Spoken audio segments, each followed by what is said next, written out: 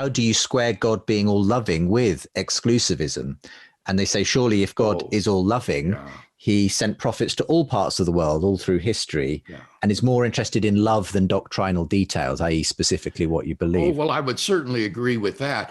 I used to speak of Christian exclusivism, but then I changed my terminology because I think that that is a prejudicial word.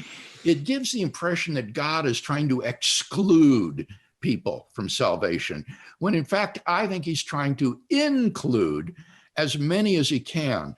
So if you think about it, the opposite of universalism ought to be called particularism.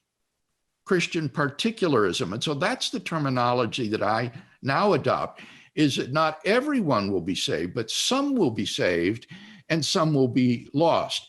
And if you ask for a defense of Christian particularism, it would be based upon human freedom. I think that God's will, as it says in 1 Timothy 2:14, is that every person be saved and come to a knowledge of the truth, but people have freedom of the will to reject God's love and forgiveness, and so to separate themselves from God irrevocably.